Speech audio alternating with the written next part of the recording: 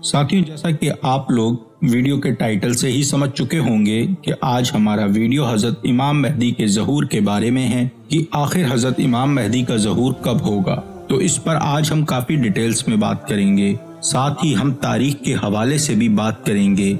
जैसा आपके ज़हूर के मुतालिक कुछ अहम तारीख जो बहुत ही ज्यादा मशहूर कर दी गई हैं, जैसे 2024, 2027, 2029, 2032 और कुछ लोगों का मानना तो ये है कि अभी आपके ज़हूर को कम से कम 500 साल बचे हैं। तो इन तारीखों की असल वजह आज के इस वीडियो में जानने की कोशिश करेंगे। आज का वीडियो शुरू करने से पहले मैं आपको एक बहुत अहम बात बता दूं जो बाज़ाते मुसलमान हमें फॉलो भी करनी चाहिए और बहुत एहतियाती भी बरतनी चाहिए, क्योंकि मैंने काफी लोगों को देखा है जो कुर्ब क़यामत की निशानियों को लेकर काफी हंसी मजाक जैसे जुमले इस्तेमाल करते हैं।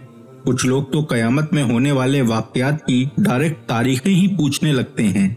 मसलन काफी साथी मुझसे भी ये सवाल करते हैं कि हजरत इमाम मेहदी का ज़हूर कब होगा, किस साल में हो सकता है।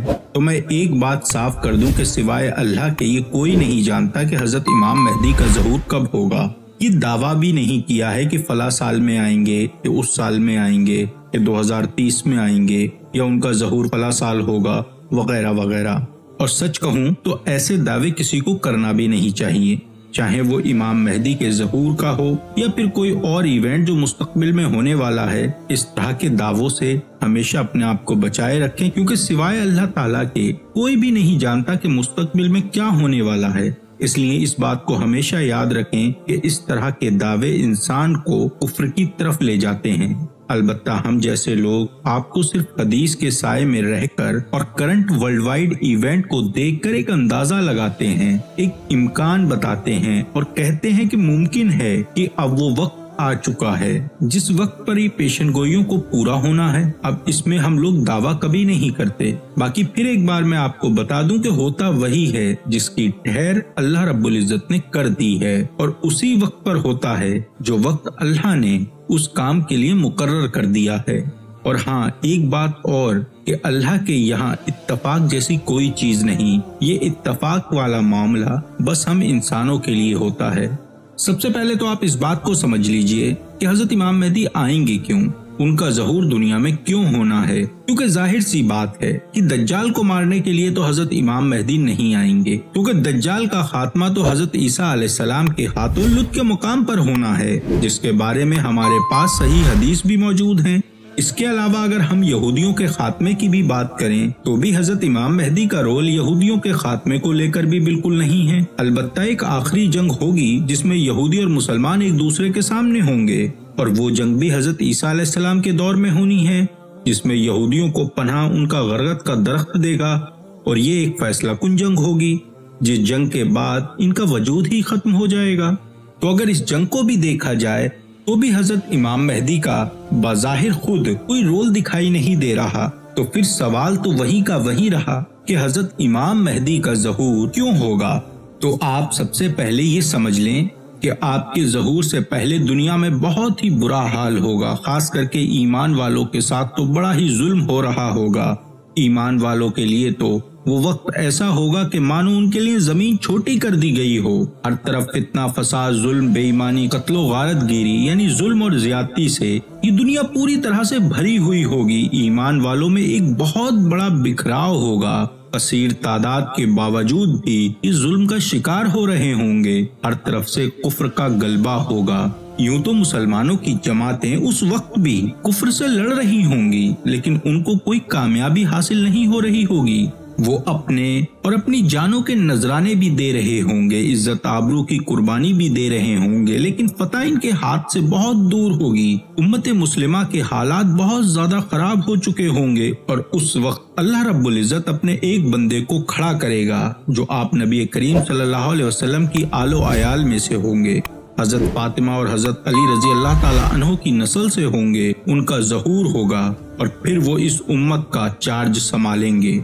जो उम्मत अब तक बिखरी पड़ी होगी, जुल्म का शिकार हो रही होगी, जंगों में फतह ना होती होगी, अब हजरत इमाम मेहदी की क़यादत में आकर वो मुत्तहिद हो जाएगी और इस्लाम के एक झंडे के नीचे आ जाएगी اور پھر آپ پوری دنیا کو امن و انصاف سے، عدل و انصاف سے بھر دیں گے جو اس سے پہلے ظلم اور بے ایمانی سے بھری ہوئی ہوگی۔ حضرت امام مہدی کا ظہور اس لیے ہوگا کہ آپ مسلمانوں کی مدد کرنے آئیں گے، اس اسلام کی ٹوٹی ہوئی عمارت کو دوبارہ کھڑا کرنے آئیں گے جو آپ سے پہلے ٹوٹ چکی ہوگی۔ آپ وہ نظام کو قائم کریں گے جو حضرت علی رضی اللہ تعالیٰ عنہ کے بعد ختم ہو چکا تھا۔ وہ اسلام کی سربلندی کے لیے آئیں گے کیونکہ آپ کے ظہور سے پہلے ظلم بڑھ چکا ہوگا، اتنے فساد بڑھ چکے ہوں گے، اسلام مانو اجنبی ہونا شروع ہو چکا ہوگا، یعنی بس نام کا رہ جائے گا۔ اسلام پہاڑوں اور جنگلوں میں جا چکا ہوگا۔